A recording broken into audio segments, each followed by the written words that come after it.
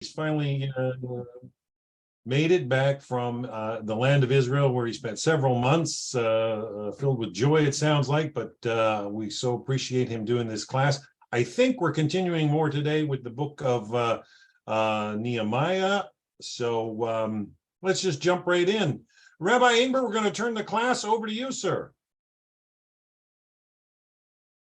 Oh, you're muted. Can everybody hear me? Yes, we can hear you now, Rabbi. You're live. All right, good. I'm not on my regular computer. I'm on my phone, but hopefully the sound's okay. Sounds and looks clear. Okay, I can't see people. Let me see how I can do that. Oh, now I see people. Okay, great, good. I like seeing faces. Much easier than talking to yourself, you know.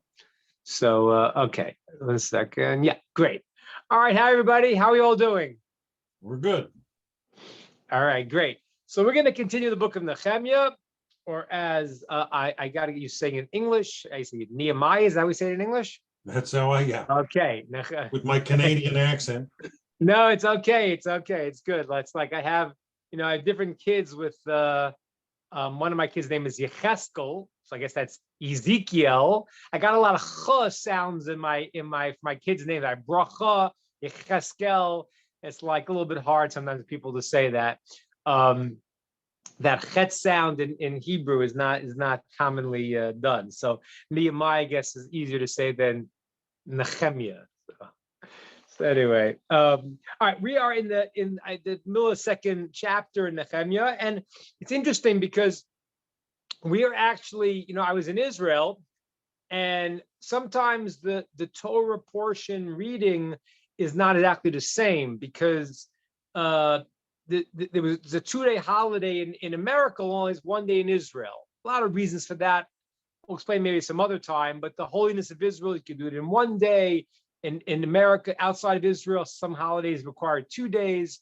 Long discussion, but be that as it may. So in Israel, they were a week ahead in the Torah portion. So last week we read in Israel the Parsha of Korach, which I talked about last week. And in America, they read it this week. So like I got a double portion. So my head's really in also in Parshas Korach. So I'll discuss that a little bit in the context of what we're up in Nehemiah, because the things all interconnect. So let's start and we'll jump in. So we're in the second chapter of Nehemiah, and what happened was we saw that Nehemiah went and he got permission from the king to go build the walls of Jerusalem. Now, in the second chapter, he goes towards the Jerusalem, and he's there 3 days. Now, he doesn't tell people what he's there for. He gets up at night, and he doesn't tell anyone what he's doing. And he goes around the walls of the city to check it out. Is it strong? He bangs on places that are falling apart to see if they'll break or if they're sturdy or not. After he does this, after he checks out throughout in a hidden part of himself, no one knows why he's there. He gathers the people together, and then he says to them that we're in trouble. We have been persecuted in the destroyed city of Jerusalem, and now let's build the walls. And he tells the people that God has given him a blessing and God's hands on him for good, and that the king of Persia has now sent him with all the required licensing and backing to go and to do this. Okay, now just one little lesson I want you to know here. He first starts out quietly. And the reason why is because you got to be careful in life. A blessing comes from something that is discreet. A guy goes and shoots off his mouth and he's showing off. That's not good. Okay, it's a verse in the process, Hatsnei lechet, be modest with God. When a person goes around and is showy, so a lot of negative things can happen. It's even a very deep idea. You may have heard this concept of something called an ayin hara, an evil eye. Mm-hmm. I don't know what that means. They have a lot of, what does that mean? The guy's looking and giving me an evil eye. What is a deeper meaning? There's a lot of meanings for it, but one explanation is like this. When a person goes and flaunts everything they're doing, Let's say I have a person and they're wealthy and they go and flaunt it. And now somebody who's poor sees them and they feel bad. They say, well, I don't have these things. I don't have that. And they're showing off or whatever it is. So at that moment, there could be a judgment. Well, why does this guy deserve wealth and this guy who's in pain doesn't? And a person can bring judgment on themselves when they're flashy and they make other people feel bad about their situation. Now, again, we obviously shouldn't feel bad. We should realize that we have what we need, as I said last week. But this is very important in life. There is a blessing when something is done discreetly. And so all these people you see showing off this and that, it's not only is it wrong, but it's dangerous for the person who's doing it. Similarly, Nehemiah here does not want, there's going to be detractors, there's going to be people against him.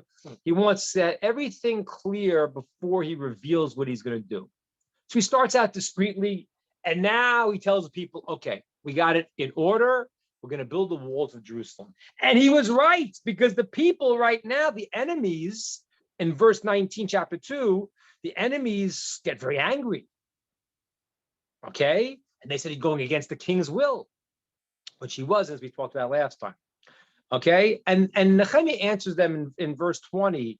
And this is very crucial here, and I'll explain this a little more today. We talked about it before. He says, by Omar Elokei Hashamayim, the God of heavens has made us succeed. And we are going to go now and build. And that's important because he answers them. And this is the whole thing I want you to get in terms of why I picked the book of Nehemiah to do now, because to me, it's going to be similar in some degree to the ultimate, the last redemption, because the first redemption happened miraculously, right? But with Moshe in the desert, things were miraculous. It's a higher level of God's revelation. But when you have to deal in a world where there are a lot of causal reasons why things are happening, it becomes even harder to see the source of it as God. Because I did this. I have to fight. I have this. I have to do that. And Nehemiah knows he has to make the effort because God is concealing himself in this reality, but he always knows the source of it. And that's very crucial, as I'm going to explain to you more today, the idea of what's called the internal cause and the external thing. The internal cause is what's driving is the catalyst. There are external forces, yes, you need to do certain things. And in a certain way, though, it's actually harder. I mentioned this last week, I don't want to repeat it again. Actually easier in one way to be in a world of miracles in one way. Why? Because you see clearly. When you're in a world that God is concealing himself, it becomes another test for us because I did this. So can I see how God was directing it? Is the cause of it, is the source of it? But when I did it, I did it. And therefore, that is the whole thing in life where a person starts to say, the verse says, a person will say, when you accomplish something, you say, I did it. I'm amazing. And now you lost because you got it wrong. But it's hard because you did do it. And that's going to be, and I'm going to touch back on this in the book of Nehemiah and also in this week's portion, because there is an aspect in life that you need to do. Every human being has to have ambition, has to know that they can do, and they're supposed to do. And the problem then becomes is that when I do it, I start to think, wait a minute, this is all me. I'm doing it. And at that point, I come into a lot of danger because I fall into a world of illusion. I really don't realize that that's not what's happening. How'd you get like this? It's amazing. And I've had this many times, but you have whatever source that you have, whatever God gave you as your root of who you are, is your power. In life, you got to bring that out. When I see an oak tree, I say, wow, that's amazing how it got water and it got sun and it was planted right. But the truth is that it was all contained in the seed of the oak tree from the very beginning. The person had to bring it out. So what you're going to bring out is who you are. That's true. There's an aspect of us that is our tremendous potential. We have to bring it out. But then there's a confusion, because when I bring it out, it's I made myself, and I don't realize that my connection is something much greater that I didn't give myself. I didn't make myself. The seed that was planted that I may bring out, because God wants us to do that, that's the seed of who he gave us, who we really are. So that's what we're going to see in a little bit. So that is, and I want to just repeat, because Nehemiah keeps doing this. He keeps making his physical effort. He goes to the king and says, let us go to Jerusalem. And we saw last time, it said, according to one opinion, he was speaking to God. When he said king, he wasn't referring to the king he was talking to, because he understood, I'm making my physical effort, but that's what I have to do. But that's not the deeper catalyst of everything at all. All right, good. And now he says something that I want to explain in a moment, but in the end of this verse, he says, and for you guys, these people who came to him and started complaining, you have no portion and righteousness in the memory of Jerusalem. And this kind of upsets me a little bit, because why does he go and cut them out? Maybe he should have said to them, hey, come on down, you all. It's great, be part of it. But he doesn't do that. Why not? And we need to explain that a little bit, because that's going to be really understanding in this class what we're talking about, which is a person who is a ben Noach, is a righteous amongst the nations, has a place that they want to connect to the process of the world that God's bringing out. And the Jewish people's role is to take the internal component of it. And when you become part of something, you become part of it. So whether you are the internal representation or the external representation, you're part of that. But we're going to see that there are those that will oppose being part of this with all their being. They just feel that this is not something they can get with. And therefore, it's important for you to understand the difference between you all and somebody like this who comes to the Jews, and they're not. They could actually maybe think, well, maybe they should be brought in, but they're not, because Nehemiah understands that they have a different intention. They do not want to be part of this process. And they can't be part because they're really antagonistic to us. We have to explain why Nehemiah pushes them away, why Ezra pushed them away, and what's the difference when a person is brought in and when a person is pushed away. We have to explain that, because we're here. I'm telling you all that you have an important part in the mission of the revelation of God's plan in the world. And from here, Nehemiah pushes these people off. He doesn't make any effort to bring them in. What's the difference? Why not? When do you say be part of it, and when does the person say, hey, you're not part of it? So that we're gonna have to explain in a few minutes. Okay, so we'll get to that. Hold that on the side a second. We'll get to that. Chapter 3 is a very strange chapter. And why is it strange? Because I got to explain this to you. And this is something I really want to kind of make sense to you all, because as I'm reading it myself, I'm realizing that when you're all reading it, you probably have a lot of questions about this. Because chapter 3 lists a lot of the people, the actual names of the families who built different stations of the walls of Jerusalem. Okay. It's fascinating for me. I lived in, Jerusalem for many years, and, I know the basic wall area. Shar Ashbod is still, we know where that is. That's the entrance to the Western Wall today. So certain places we know, certain things are, but the walls of Jerusalem, parts are the same, parts from Herod, there's different, but it's fascinating to see there's a wall in Jerusalem, and it goes through each family where they built it and what they built. But I want to ask you a question, and this is very important. I want you to understand this, because when you're reading it, you're saying, okay, Nehemiah is telling me the details, giving the honor to the people that did it, and there's details we learn about every single thing. So, for example, the first gate is built. It says that they built the gate of the sheep. Okay, what's the gate of the sheep? And the commentaries say that the sheep that were brought for the offerings were brought in through this gate. So there's things we learn individually, but it seems to go through a lot of detail about these things. And same thing when you learn sometime in the Torah itself. Sometimes there seems to be repetition that we have a principle. There's not one word, not one letter in the Torah that's extra.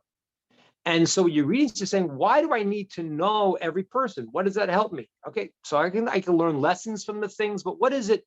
What am I gaining in this chapter that I know all these particular details of what person? So I want to explain this to you, just very, very important.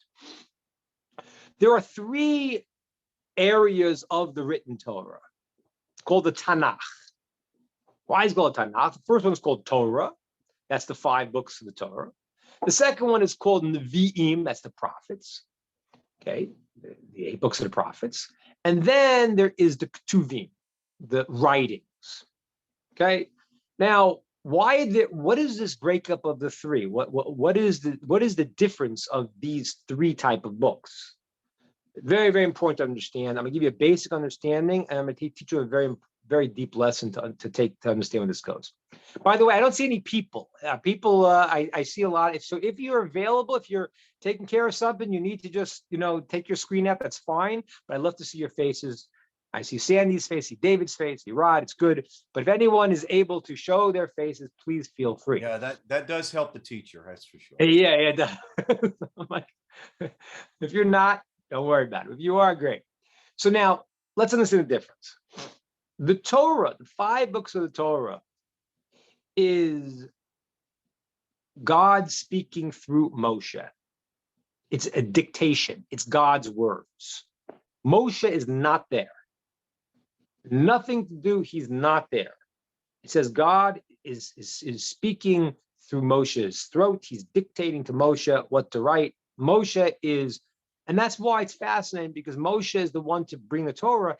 And Moshe is simultaneously the most humble of all people. That's not an accident, because when somebody's teaching you a lesson, the more you teach somebody, and the person says it over. Says, "Oh, wait a minute, that wasn't what I meant."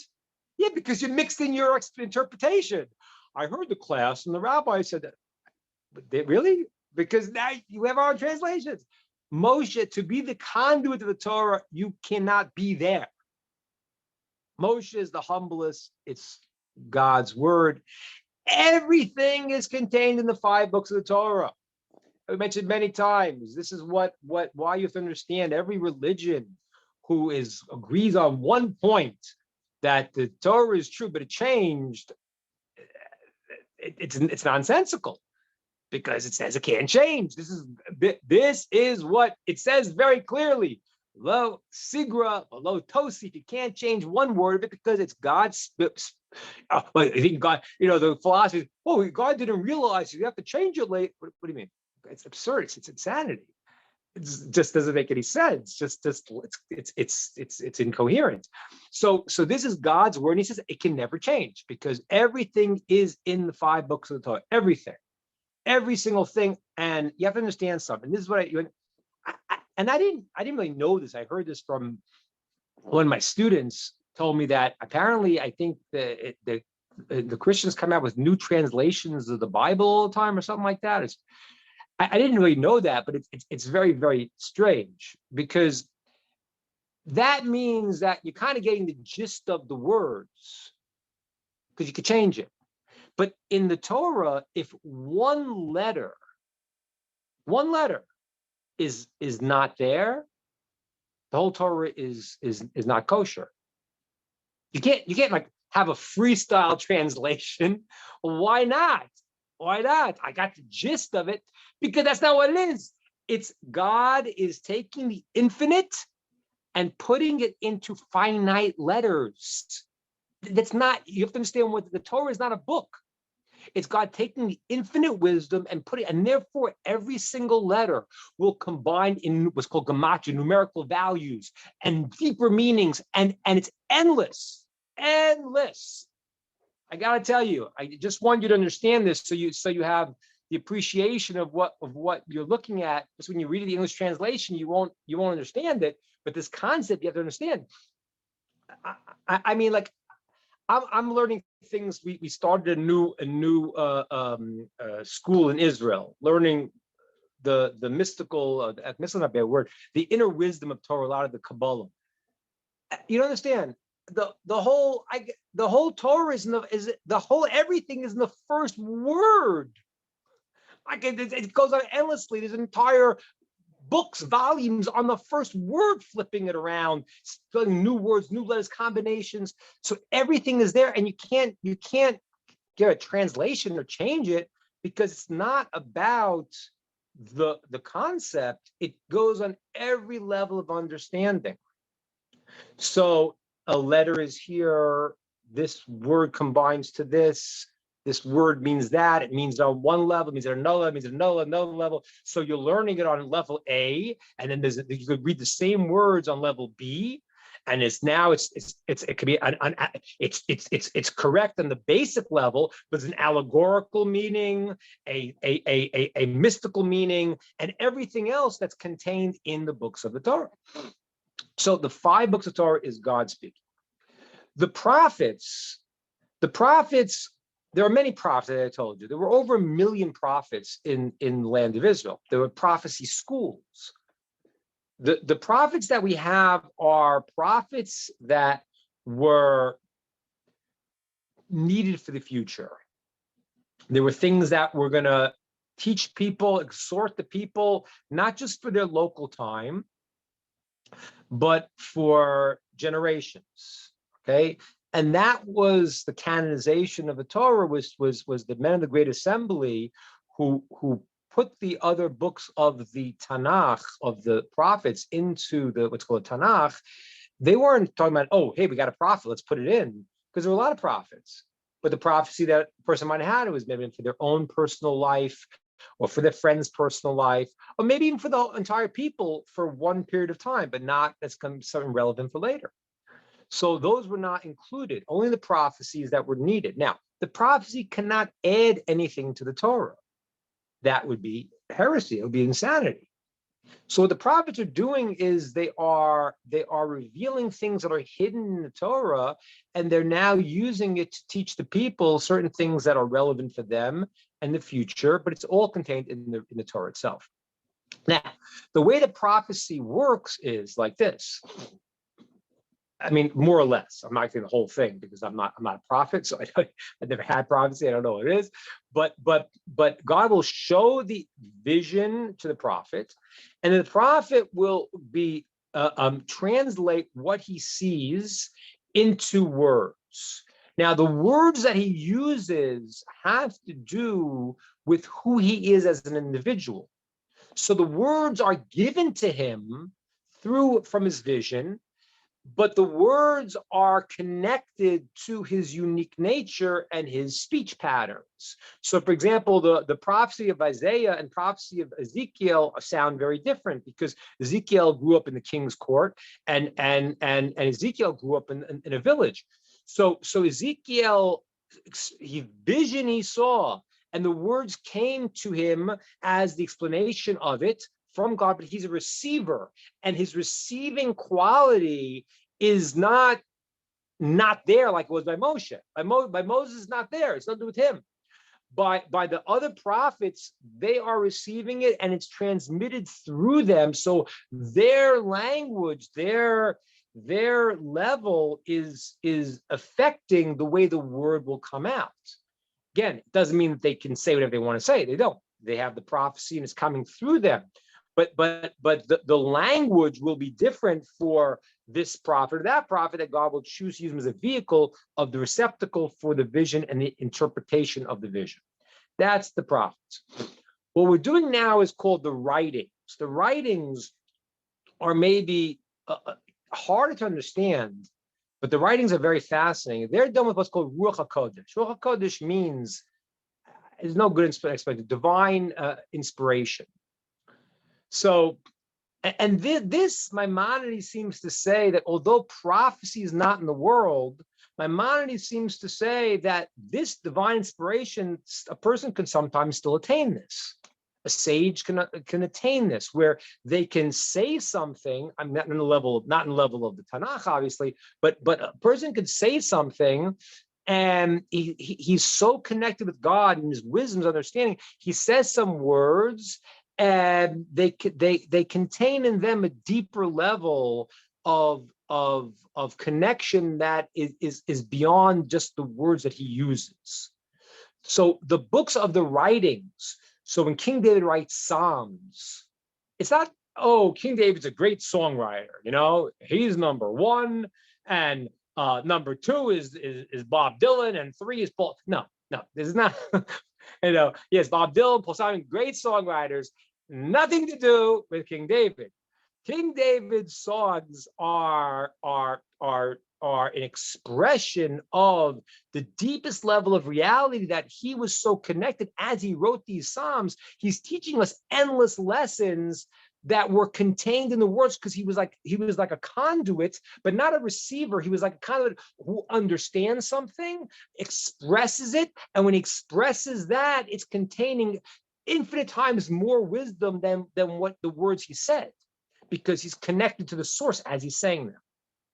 Now, I'll give you an example, but there's an infinite amount of difference. But for example, I sometimes write some songs, but I'm not comparing myself. There's no way, not even close, not even up to King David's ankle. But so I write a song sometimes, and then afterward, I felt like I was somehow tuned in, and then afterwards I found that what I said was actually a statement of the sages that I hadn't seen before. I was like, wow, hey, that fits in. Now, I'm not saying that I have Ruach HaKodesh. I'm not claiming that. I don't. But just to give you the idea of some ability that a person can be tuned in and say something that has a level, and there's a level that's infinitely beyond, because he's connected, he's speaking through Ruach HaKodesh, his divine inspiration, and therefore he's connected to a world that's way beyond him. Those are the books of the writings. So the book of Daniel, the book of Ezra, Nehemiah. Ezra and Nehemiah were prophets also. Ezra is definitely a prophet. Nehemiah is a discussion. And Daniel is a discussion also. Was he a prophet, or was he divine inspiration? But these books are in the writings, the Ketuvim, because they are with divine inspiration. Now, why do I tell you all this? I was learning a couple of days ago. We were learning some Kabbalistic, very deep esoteric ideas, and a verse came from the book of Ezra and Nehemiah. And it was talking about something completely different than what the basic meaning was talking about, because that is the idea. So when you see the words explaining it on the basic level, because it is in the book of the Tanakh, it is not a history book. It is teaching you endless things. That's why I can't translate it and change it, because every single letter that's being written and every single word that's being chosen, like this thing I saw was incredible. It was these numerical values. I could never do without a calculator. And from the one word in the book of Ezra and Nehemiah, and it was a calculation that was like incredible. So I give you this introduction to understand this, because I want you to understand, when you're reading the third chapter, which seems to go through the details of this person built this person built that. Okay, there are individual levels, individual things that we're gaining, but the deeper level is this is part of the Tanakh, and it is divine words and divine letters, and everything has meanings beyond and beyond. That was the introduction I wanted to give.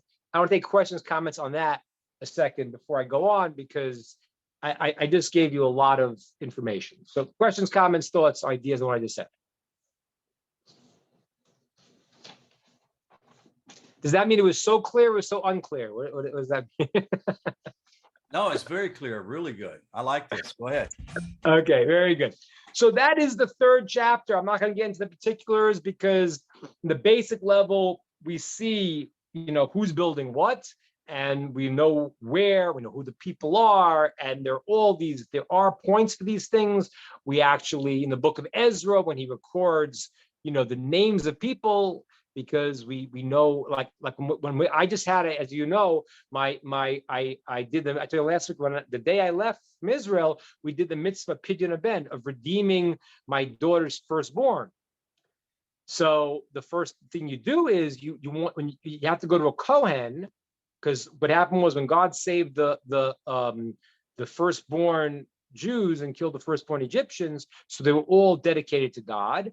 And then when the sin of the golden calf happened, so they lost their role, and the Levites took that. So we have to then, it says in the verse, we have to redeem them to go to a Kohen, because this child who's a firstborn should be sanctified to the service in the temple, and now he can't.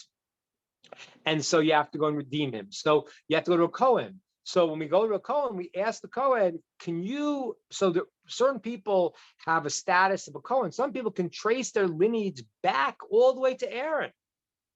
Imagine that. I mean, imagine you heard that. There's the Kohanic gene they found. Imagine you heard that. They found that the Kohanim is a gene that they have, that they could tell. But we don't go by that. We go by the status of a person. Can he trace it back? So when my daughter and my son-in-law were looking for the Kohen, they were going to do this. But they said, okay, do you have, a genealogy you could trace yourself back to Aaron? So that's something that Ezra did. Ezra was the Kohen. He wanted to make sure during the exile that there was, who was who and what was what, because we don't want to have a situation where somebody was going to do the service in the temple. In the time of Mashiach, this would be much easier. Because time of Mashiach, after this long exile, it says when Elijah the prophet comes, he will clarify all the genealogy. So that'll be easier. But the time of the Second Temple was much harder, because time of the Second Temple was not the ultimate redemption, and we had an exile and go into a long exile. So we have, let's say, people that are in the status of a Kohen, but they can't trace it for sure. So the individual people are important to know, what gates they built, all important. But I just wanted you to understand, in the third chapter, there are deeper meanings for everything that happens. But the third chapter goes through everyone, what they built and where they built it. And the end of the third chapter, so what happens is, it says now that the enemies of the Jews, in verse 35, verse 34, I'm sorry, the enemies of the Jews started complaining. So what are these guys doing? They're going to bring offerings now to God? They're going to raise up this destroyed land? And they responded also. And then another one of the enemies said in verse 35, don't worry. Even if they're building up the walls of the city, a fox could knock it down. It's the place is destroyed already. Now, in verse 36, when Nehemiah hears this, he prays to God that God should return their scorn back on them. Okay, and they were trying to scorn; they should be punished. And in verse 38, the end of chapter 3, it says, and we built the wall, and we finished half the wall. And then the people became dedicated to continue. Now, I want to explain this a second. So, it's one thing when a person goes and complains, but the text is recording for us their scorn. Why is it so important? You have to understand this. Every person is external factors and internal factors that block us. Okay, there's a voice in your head, and sometimes there are things in the outside world that go and stop us. So there were a group of people that said, what are they doing? They're doing bad. They're doing the wrong thing. And that has an effect on a person. I was counseling somebody this morning, and like, I had to clarify what they knew what they were doing was right, because the pressure from the outside, it's not pressure from inside your head, makes you doubt when you're doing the right thing. And that is an incredible danger. A danger could be from the inside, the Yetzer Hara, could be from the outside. So the first one statement is, what are they doing terrible? What are they doing? And then the second statement comes along and he says, don't worry, even if they do, it's never going to work. And that's unless you have your voice in your head also. It's not doing something. You question, am I doing the right thing? And then you say to yourself, I can't even succeed anyway. What am I? And that is not righteous. That is bad. A person's got to consider, am I doing the right thing? But when they know they're doing the right thing, then in the sense they get a voice in their head that says to them, I'll never make it. That's not good. That's not true. A person has to say to themselves, then, if I'm doing the right thing, it's up to me to make my effort, and what God wants to bring out, he'll bring out. And the text is telling us because they were trying to break the people. That's what they were trying to do. And that is when the people and then the verse says, the people, Ezra strengthened them, Nehemiah strengthened them. And he said, don't listen to them. God's going to pay them. That's their problem. Be steadfast in what you have to do. This is get clear your mission, what you need to do, and just keep that goal in front of you. And then the people's heart was strong. They knew they were doing the right thing, and they were able to push out those voices that were trying to destroy them. And that is crucial to do in life. It goes then and it goes today. And I'll explain this more in a moment, because this is what we're dealing with right now in the world. That leads us into chapter 4. Because now in chapter 4, these enemies of the Jews, they weren't just complaining, they weren't just, hey, let's say some words. They actually had a plan in chapter 4 to destroy and to kill the Jewish people. And they had a whole plan. And they had places they were going to attack. And they said, okay, we can't dissuade them. They got permission from the king. Let's go and kill them. And there was an actual plan. Now, when Nehemiah in verse 3 sees stuff is happening, he realizes these people have bad intent for the Jews, and he prays to God, and he sets people up as guards. Now they got to guard the whole city. They're trying to finish this wall, and they realize the enemies are gathering. Now, some of the people started to get some weakness. It says in verse 4, people of Yehuda started getting concerned. We succeed. The enemies of the Jews said, we're going to get in there. They won't see us. We'll kill them, and we'll just stop the work. Now, in verse 6, there were Jews who lived amongst the enemies of the Jews. People were living, Jews were, it was a very small area in Jerusalem where they were concentrated. And Jews lived amongst the nations that were around them. And what happened was the Jews who lived in nations around them understood what was going on, and they were able to hear the plans and spy on the plans of where the enemies were going to kill and attack the Jews.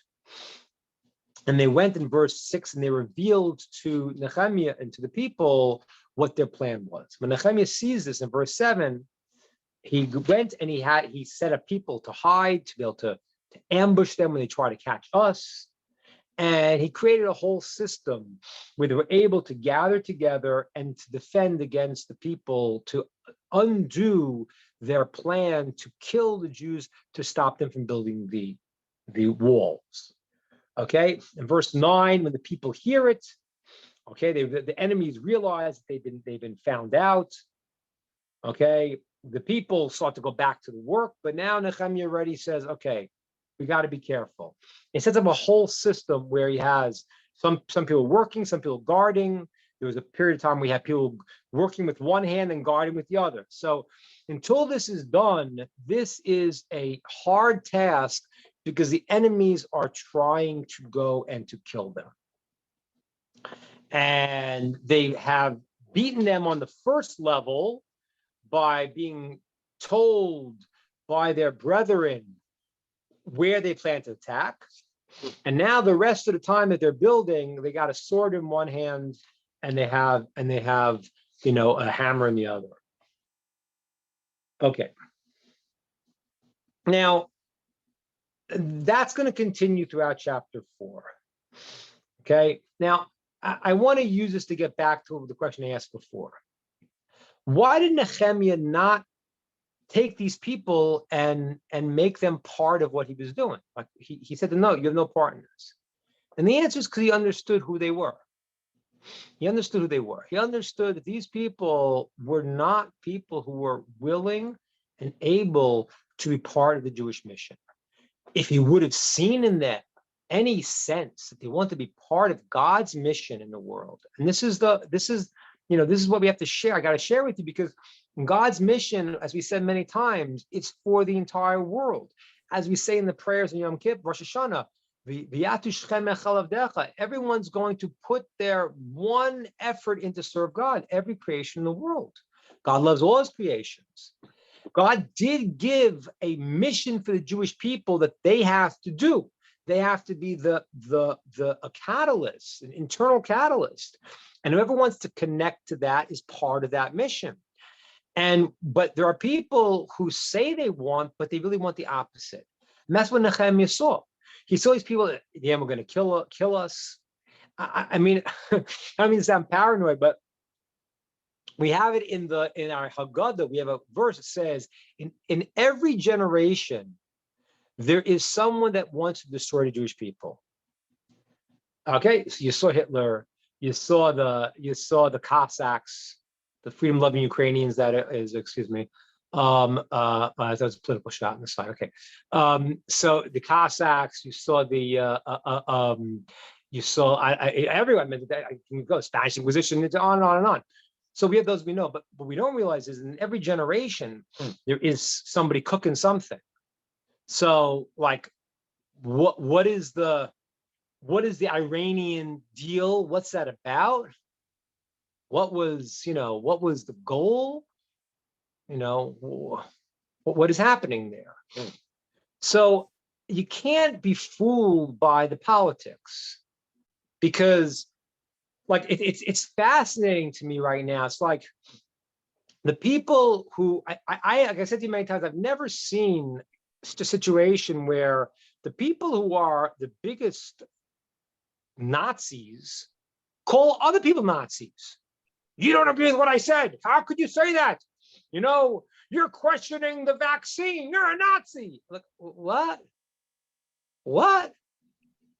It's unbelievable. It's like people cannot. So you have to really, really be careful and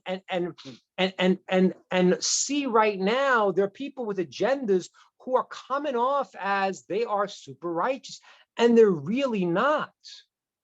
Now, I can give them the benefit of the doubt. There's a place that they want something good, and they're confused. I don't mind giving them that benefit of the doubt, but I will say that as long as they don't have Torah, their priorities are messed up, and even if they do believe that they're being righteous, that's not what's going on. They have a different world order, and so what's happening is that Nehemiah saw that these people were not people who want to be part of the mission. When we talk about a nation called Amalek, I've discussed it before, who really Amalek is a mentality. It's like the Nazis who really want to destroy good. So what happens is that I've talked about once before to explain the idea, when Amalek was the original Amalek. Amalek today is what you call, I have said it before, but when you see the trait of Amalek as a guy who will hurt himself to destroy, his main goal is to destroy. So when the Nazis had a choice between using the cattle cars and the trains and the trucks to go and kill Jews, or to get supplies to the front line, they chose to kill the Jews. Why was that? Because that's a Amalek mentality. The Amalek is like, I got to fight against good. So I told this once before, I'll speak it again. Who was Amalek originally? He was a grandson, great-grandson of Isaac, right? Isaac had a son named Esav. Esav had a son named Eliphaz. Eliphaz had a son named Amalek. Eliphaz was the grandson of Isaac. He learned Torah from Isaac. The grandson of Isaac, Esav's son, told his son, Amalek, said, listen, if you want to go and you want to attain the world to come, be part of the Jewish mission. Because that's what's going to happen right now. Yes, I've described it many times. God gave 2,000 years for anyone to find God, and no one did except for Abraham. At that point, God chose Abraham and said, okay, your descendants, and whoever wants to connect to you in one way or another. So he told his son, Amalek, he said, listen, you want to attain the world to come, connect to the Jewish mission. That's going to come through my uncle, Jacob. When Amalek heard this, he said, I do not want to do that.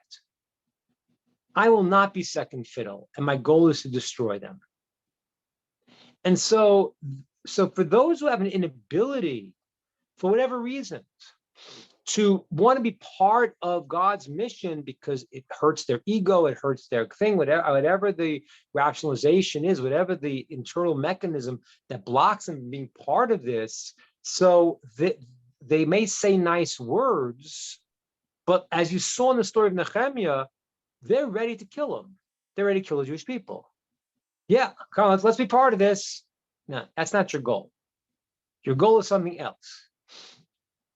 And that's really crucial, because when we're talking about here on this group is people who say, wait a minute, I understand there's one God and he loves all his creations and he has a plan for where the world is going.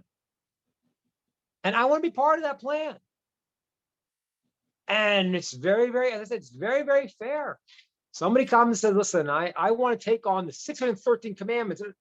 They could do that. Person could convert. Amazing. And that person's called a son of Abraham, a son of Sarah, daughter of Sarah. That's how we call them up to the Torah. Now, so-and-so, the son of Abraham and Sarah, because they're considered to be born from Abraham and Sarah, were the first converts, essentially, because they started the whole process that started from that, not from his father. So, and a person says, I don't want to do that too much. I want to be part. I want to do the 7 mitzvahs. I want to live a righteous life and be part of this mission. Then great. They go in now and they are the chitzoni, the expression. They become the casing that's part of the catalyst. They become part of the mission, part of the plan. That's a major, major difference. And that's why it's crucial for a person to know where they're at. These people had, in the story of Nehemiah, he saw in them, this is a lie. I got to see through the lie. And as I said to you, and I keep saying this to you, and I just see, the reason why I harp on it is because the lies are so great that, and it's a fact, it's great now, you could sort of see through them, because they're getting so exposed. But the people are digging their heels in deeper and deeper and deeper. It's just fascinating. It's like, but it's crucial for us to understand that people have agenda. It's like, climate control, climate, the climate crisis. So I want to just give you one thought about it for a second. There's no question we're damaging the world with the stuff we're doing. There's no question about that. Right. No question. Human footprint, we are damaging. So, but if somebody brings up, why is there so much autism? Why is there so much toxic? What? And that you can't ask. But you got to stick with this mission of climate control. Now, why? Why? Because I want to give you good news. Give some good news. Even if it's true that what we're doing is going to destroy the world, even if that's true, which I don't think it is. I'm not a scientist, and I've heard of, but even if it is, I have good news for you. The world as it is is a maximum of under 200 years. Don't worry, it's not going to blow up by then from the climate control. But what is going to happen is when they make your food poison and Monsanto's poisons your stuff, people getting diseases, getting autism, getting all these things, but they don't ask those questions because they don't want to ask those questions, because the poison they're doing that affects people most is not in the agenda. So what you're dealing with is a facade. Let's talk about that, so we can have Kerry fly out in his private jet and have this discussion and create a new world order. But let's not ask the question. Wait a minute. Let's talk about the things we know are hurting people, but they can't. They don't ask it. So what you're getting is literally, a bunch of lies. It's fascinating. One guy I like is Tucker Carlson. I think he's a smart guy. Now, again, he doesn't have, certain Torah things. What do I think about UFOs? I'll tell you what I think. I happen not to believe there is extraterrestrial life, but I would tell you this, because I don't see anything in the Torah that indicates such a thing. But the reality is, even if there was, it wouldn't make any difference. Doesn't matter. Because the way the world's structured, we know the mission of there. If there's but I don't see that. I didn't find any source of thing. But if there's another planet that had its own mission, it's irrelevant. Not going to do anything. So when a person is questioning, like someone like Tucker Carlson, so he mentions something like UFOs once, and it may take away his credence, but it doesn't really, because the guy is questioning. He's not a person who has Torah. He's a thinking person who's saying he's in the media and realizes that the media is lying to you and directing you to what they want to say, and he's saying, you got to ask the questions. That is wonderful, and it's true. And I always harp on it because I need you to understand that the guy who looks at the good guy is very often not the good guy. That's the world we're in right now. Okay, so these guys come to Nehemiah and they want to participate, but they don't want to participate. They got a whole different religion, a whole different agenda. Okay, and the agenda, like we said many times, we want to help the downtrodden here. That's not really the agenda. The agenda is, let's break all of the boundaries of the world. In other words, there is a structure that God created. There's a male, female. There are people with different qualities. There are different structures that work in a beautiful harmony for a goal.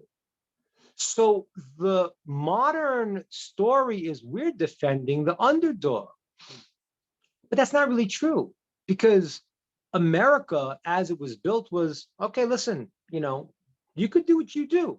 I'm not saying that's the right thing, but it was the best, of a secular society. It wasn't the greatest society, because the greatest society was King David and King Solomon those times.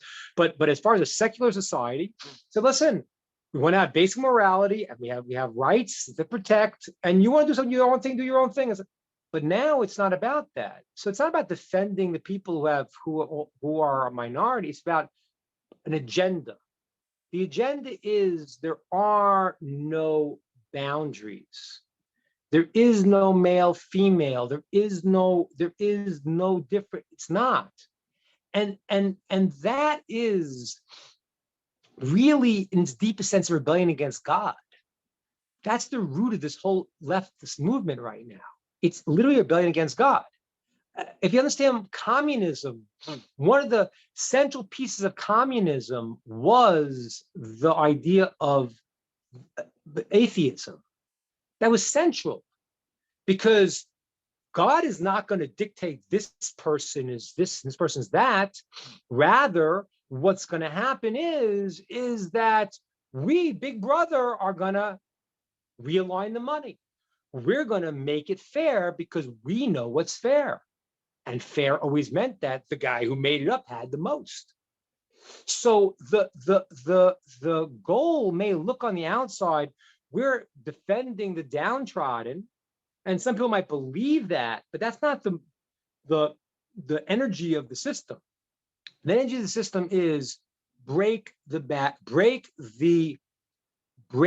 borders, break the boundaries. What's Disney? America is living in Disneyland. I could be whatever I want to be, because there's no reality. It's unbelievable. We watched the shows so much.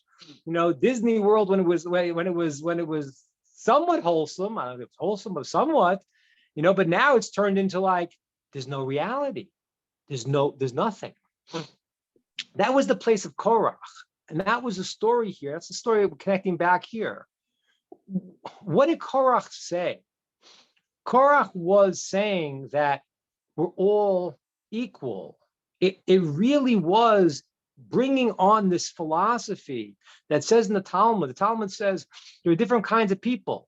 Some people say what's yours is mine, and what's mine is mine. That's a thief, right? There's no boundaries. I have my boundaries. I take what I want to take. There's some people who say, yours is yours, mine is mine.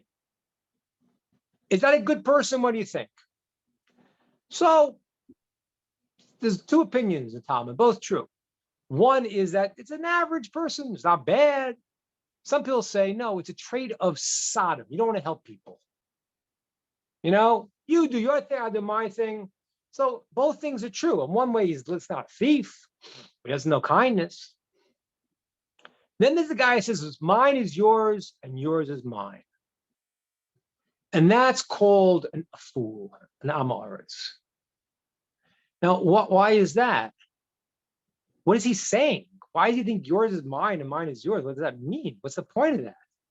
Because he can't live within the boundaries that every person has a unique mission and unique tools and has something that is theirs.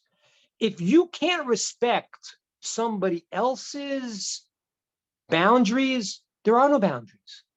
Because there's no boundaries. Yours is mine, mine is yours. Doesn't mean that I want to give you mine, but there's nothing. There's no boundaries anymore. We've taken away the world's ability to create. Every person has to have ambition. I want to I want to be something. And that's good because that's the power God gave you. It's part of you. Now I say to you, know what? I got a new communist view.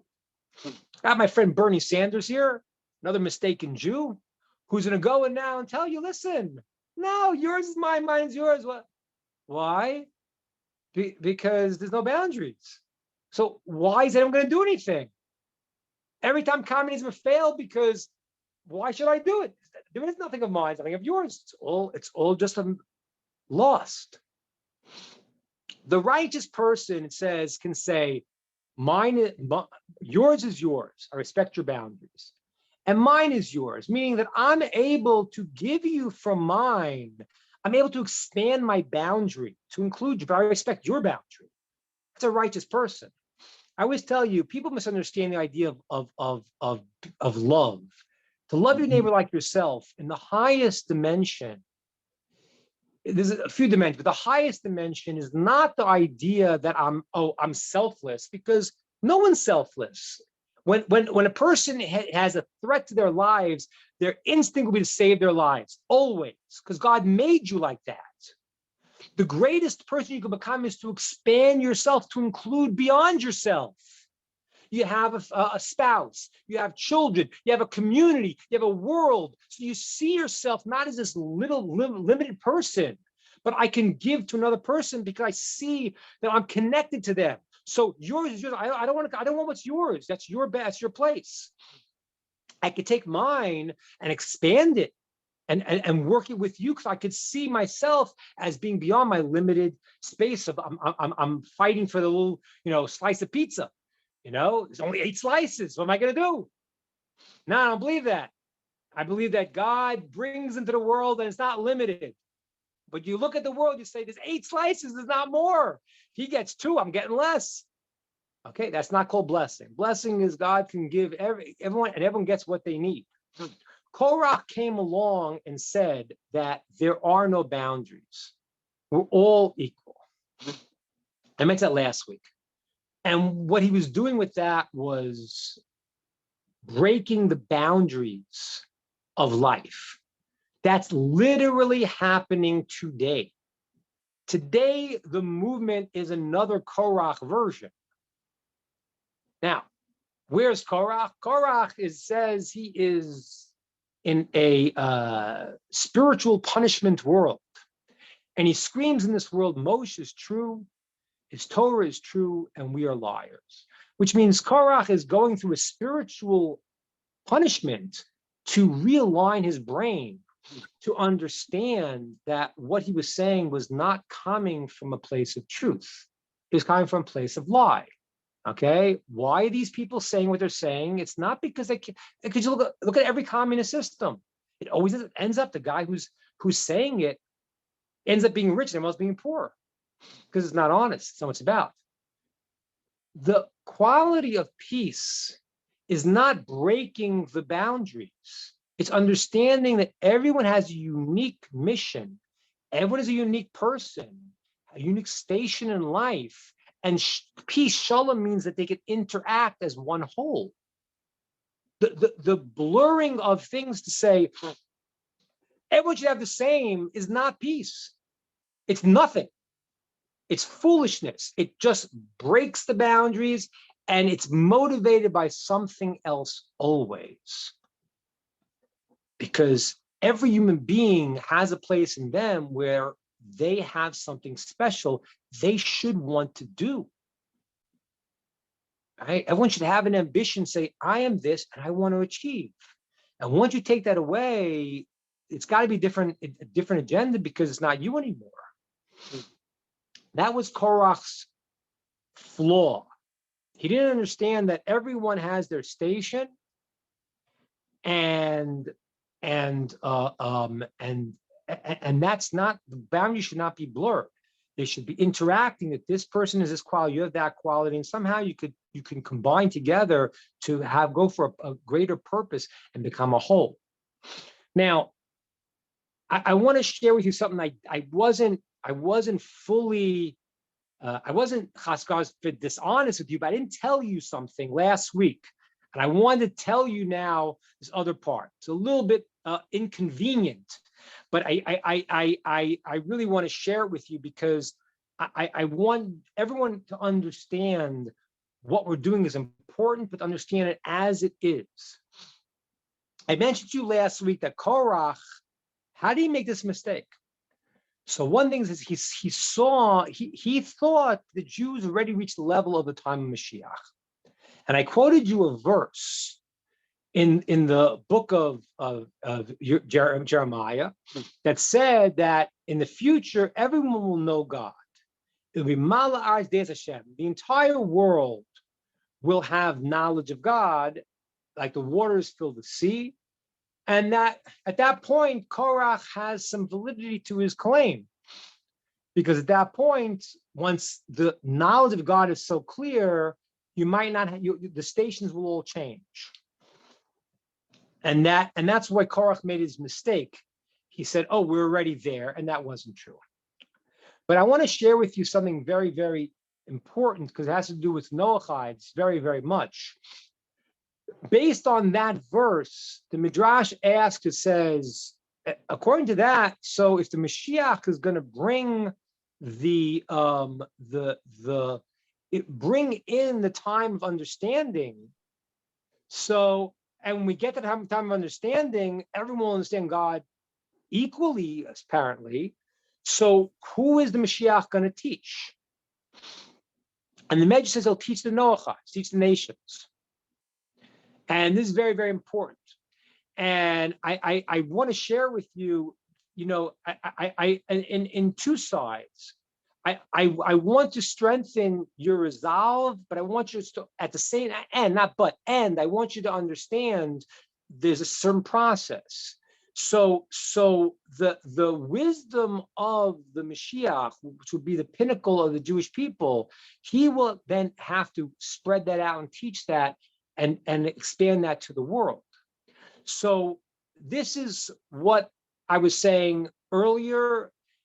with Nehemiah, and it ties with Korah, at times with politics, ties the whole story. There is a plan, and everyone's part of that plan. The Jewish people have to be the internal catalyst. The nations who want to be part of that are part of that. The nations who want to reject that, no matter what's going to happen, they might pretend they're the new Jews. But Nehemiah reads right through these guys and says, you guys are lying. That's not your agenda.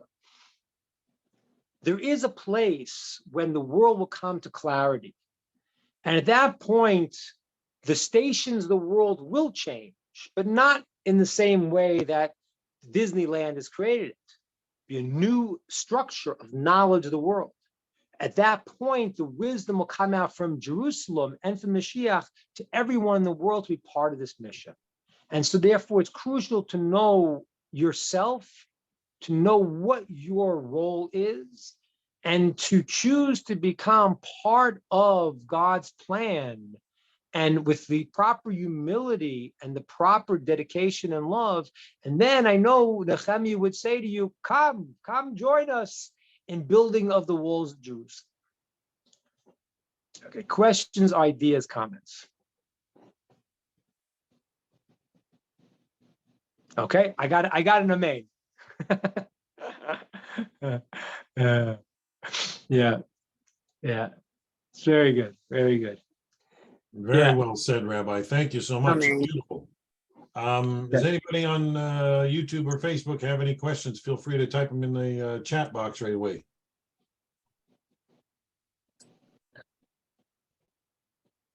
You know, someone said amen. It's just too funny for me to see that, because like amen doesn't make sense in English, doesn't mean anything, right? In Hebrew, it's an acronym for Kel Melch Ne'eman. It's the letters Aleph Mem Nun, for God is faithful to bring out his process.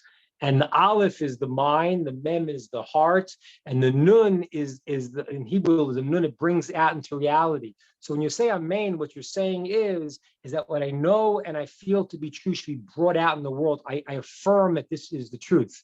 But the stupid people today think it's a man, a woman. Amen. How nuts could you possibly be? How nuts could you possibly be?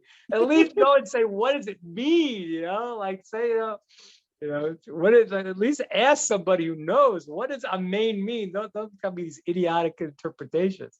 So now is it going to be politically incorrect to say that in oh yeah. These people are coming from a amen. Everybody's yeah, right. 8-year-old made a joke, right. She knows the joke. Anybody have questions or comments? It's a fantastic class. 2 very good classes today. Feel very fortunate to have been able to hear these classes. Awesome. Glad you're home. Really glad to see you home. You look refreshed. I'm surprised that you may have gotten some good rest after you got back. I don't know, but you look fantastic. Thank you. Appreciate it. You got some of that sun just we got in a time. little sun today. Yeah. Got a little sun. Yeah. Just in time for the neo-Nazis to protest in Georgia. Yeah. It's unfortunate. It's unfortunate. And but again, I have some good news. God runs the world. Amen. And I didn't mean amen. And it's like, as I told the congressman, and I told you the story before, but I said America's got to choose to be on the right side. You know, and that's the reality. And but it's pushing because the world is in a very bizarre place. You guys hear Absolutely about bizarre. Did you guys hear about Russia having a rebellion attack? No, I didn't hear. What was this? Yeah. It came from Wagner Group, which is a paramilitary group that Russia uses to pay to fight wars all over the world. Well, they've been fighting Ukraine, and Russia attacked them, killed a bunch of them. So they turned all their equipment around and marched to Russia, was basically going to overthrow Putin. And for some reason, mysteriously, within a few hours after them getting miles ahead, they hold on, son, I'll be right with you. Shut the door. They they ended up stopping the convoy, and the leader of it went to Belarus, and he is being exiled to Belarus. Where did you hear this? It was all over the news this morning, all over. Just check it. I got to check. I got to check. Thank God I haven't checked the news this morning. Didn't you have some dealings in Russia at one time? No, it wasn't you. It's Wobie. Wobie had some dealings or something. I don't know the Russia. I don't know. I don't know Trump. I don't know Russia. I don't know anything. I know nothing. I don't know anything. No. Where's that? I don't like Putin. He's terrible. No, I know nothing. Yeah, right, exactly. So I don't know. I tell you, the problem is I don't believe anything I hear. Well, it's all over the news. One guy that I was listening to is this guy, Colonel Douglas McGregor. I don't know why. I just feel that when I listen to this guy, he seems to know what he's talking about. So I'm gonna Google. I'm gonna YouTube him and see what he has to say, because a lot of this stuff is what you hear in the news is an outright lie. Oh, so I have no idea. It's on international news. It's everywhere. It's even Russia and Putin has commented on it. But however, you are absolutely right. Anything that you read from this war could be propaganda. Sure. And you don't know what's what. I'm not saying, but I'm saying everything has got a twist here. Oh yeah. So you gotta see what you're Putin quickly flew out of Moscow. Okay, I don't know. The trickiest thing about it is he was on the march. He had taken the largest military southern district, occupied it in Russia, and was heading to Russia when it was stopped. And all of a sudden, Putin pardons him, and he goes to Belarus, and you can't come back here. It was like Putin's saving his hide right now. Yeah, the question we have to figure out. I have no knowledge of it, but if you who did what? I don't know yet. I have to read the story, but you said like Russia blew up Nord Stream. When I heard that, I was like, no, we did that. I was like, guys, guys, you got to think a little bit. That was done by the Navy. Yeah, I don't want to say. I know Trump that? did it. I know Trump did it, but it's like obviously they didn't do it. Why would they blow up their own stream? They could have just cut it off. Right. So something happened, but what's the spin on it? I don't know. Well, there's going to be a spin. I saw my brother. My brother is, my brother tells me, and this is an important thing for you to know. I like to talk about politics with you guys because I want to translate it into what's going on in the world. My brother says to me, my brother lives in Israel. He says to me, for me, it's just entertainment. And I think that's a very healthy attitude. Why? Because he's like, listen, God runs the world. There's a plan. These people cannot do something that's not going to be what has to be. Now, it doesn't mean we're fatalists. It means we work on the internal power, and the external power is affected by it. We do what's right. We live our lives in the right way. People do the mitzvot they have to do, and there's a plan. And Putin is not running the world. Biden is certainly not running the world. There's no where he is, but I shouldn't say it's the president. Not nice. But I had to take a shot a little bit because it's not because I feel bad. He doesn't know what's going on, but it's just it's like people don't realize it's shocking. But the reality is that I think my brother's attitude is very good to take it like entertainment because it's a little bit deeper than that because you have to know what we're supposed to do. But most things we can't affect. Where it's important to us is to realize what stuff is. There's a certain lie and lies, and you're getting a lot of propaganda. We're all getting it. Oh yeah. And you can't. And you got to see through it because I don't know, because Bill Gates is already talking about the next pandemic. I don't think we're going to buy it as readily as they did last time. Maybe not. But ladies and gentlemen, I mean, it's incredible that now you all know, because it's been proven, that the whole pandemic was funded by the NIH. It's pretty much conclusive, and it just dragged out 3 years, so no one's going crazy. But when you were locked down, and you realize that the guys who did it are still doing this gain of function research, Right. You're like, what is going on? So there's a manipulation, there's a propaganda. I'll look at what happened. I'm curious, but Yeah, when you find anything, our thing is not the politics. Our thing is truth. Our thing is truth. And what we have to do is Right. we have to say, this guy's lying, that guy's lying. What's the truth? Nehemiah looks at them and says, you guys, you're not the real deal. He Right. says no, because that's what you're playing games. This side, that side, it's not real. What is right? I do what's right. That's Right. all I can control. I like that. It says Maimonides says that a person must do what's true because it's true. And the end, the good will come. Absolutely. That's out of your control. What's in your control is do right because it's right. That's Right. in our control. That's it. That's what we must do.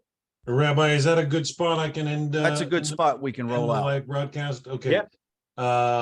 Folks, that's going to be our Working Together series. Thank you so much, Rabbi Ingber, for all your sharing. We're glad to have you back in the United States. I was going to ask Rod, I'd heard that there was rumors that there were articles of impeachment brought against Biden down there. Is that true, or is that? Don't know anything about that.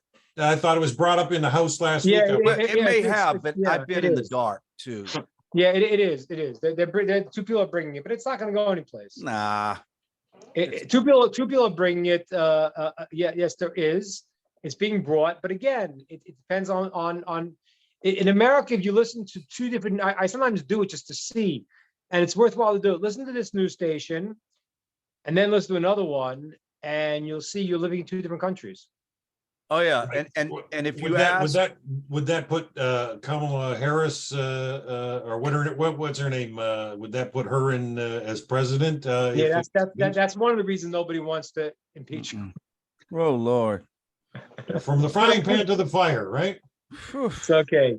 Just always tell yourself on that Hashem's in control.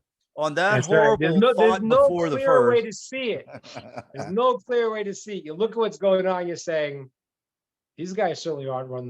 God has given us the great cosmic apocalyptic sitcom to enjoy before Mashiach. So just have Emunah and live. I like that. Rod, that's a good way to end it. I think I'm going to sign out for Okay. our Take Working care, Together everybody. series. Thanks for joining us, everybody. We wish you all a wonderful, wonderful week. Shalom. All the best. Bye-bye. All right.